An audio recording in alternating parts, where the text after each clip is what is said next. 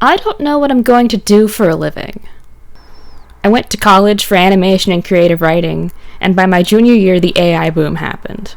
The animation industry sorta wet the bed. Technically, the industry is always in shambles, but at least in the early 2000s, this disarray wasn't so obvious to the public. I never thought animation was a gig economy.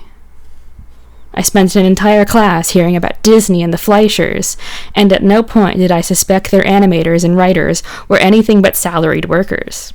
Now I sit in a professional practice class for animation and find out that it's all gig work. All of it. No one in the animation industry is salaried. Or even hourly. It doesn't matter that unlike actors, animators and writers can easily be reallocated to their other projects in-house. But that's just not how things work. You get a job for one episode of a TV show, or one part of a movie production pipeline, and that's it. You have to go back to job hunting as soon as it's done. I never thought it would be easy to land my first job, but I'm not at all prepared to go through the job hunting struggle every other month. It sounds exhausting applying to 1,000 places just to get a regular job. If animation is so much worse, and I'd have to go through job searches so many more times than the average person, I'm not sure I want to do this anymore. Especially now that streaming has killed TV and failed to monetize itself. I don't know. All I can think about is all the highly rated shows that got cancelled.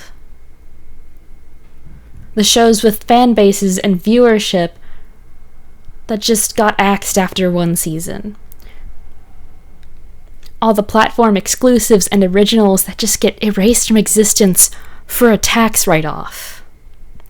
You know, why put my heart and soul into these stories for some guy in a suit should just throw it all away? I've thought about going to Webtoon, figuring out how to get traction on there, but every word of advice I've heard says it's just like social media.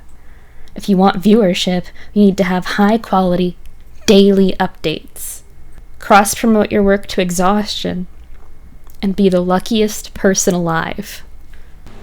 And you know what? I can't count on luck to pay my bills. No one can.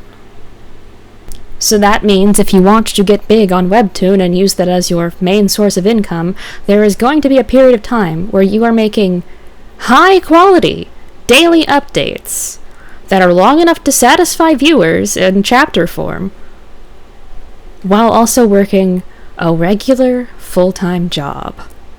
I've also thought about going indie, doing a project on YouTube like Has Been Hotel or Digital Circus, or any of the other wonderful animated shows available on YouTube right now. But without an established audience, there's nothing I can do to guarantee I'll be able to turn a profit.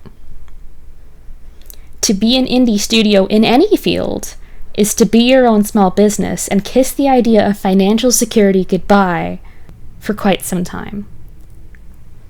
If I'm still struggling to figure out how to make money for myself, how am I supposed to pay voice actors, other animators? Like, how am I supposed to get any of that done?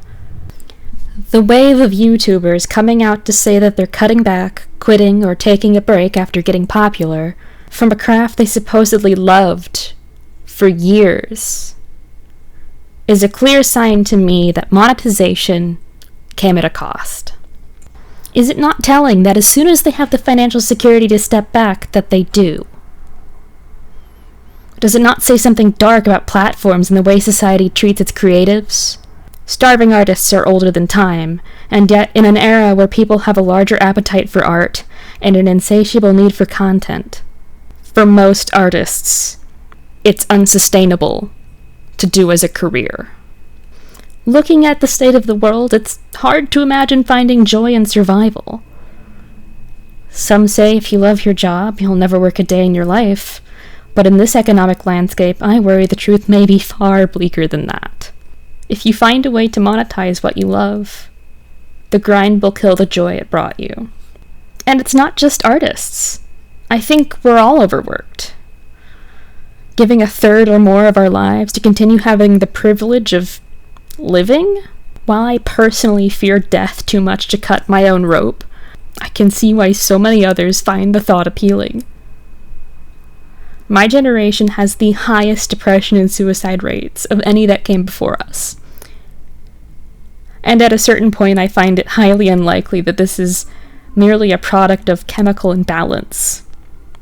We have to do so much more to keep our mental health afloat because the world our parents and grandparents built for us made no room for us to exist. Every company wants to be your third job, but none want to be your first. Rent costs too much, and home loans are harder to get than ever. 1% of Americans hold 99% of the country's wealth. And while I have no doubt they've earned their comforts and obscene wealth in some regard, I cannot forgive them for hoarding the capital that they hold.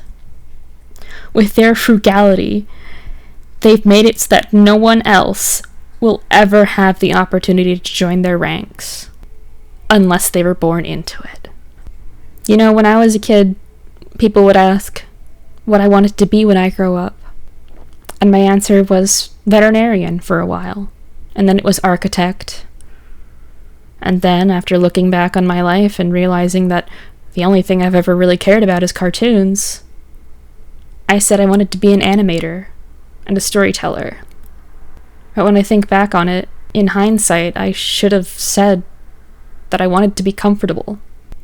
The more I think about it, the more I think I don't want to do anything for a living. And I'm not saying success and luxury should come easy. I am simply saying that survival shouldn't be this hard.